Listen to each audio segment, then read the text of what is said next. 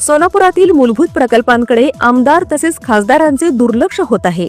शिवाय जिल्हा परिषद, जिल्हाधिकारी कार्यालय आणि महापालिकेकडे विविध योजना तसेच प्रकल्पांचा आढावा घेणे आणि शासकीय पातळीवर पाठपुरावा करणे याकडे आमदारांनी लक्ष देणे गरजेचे आहे।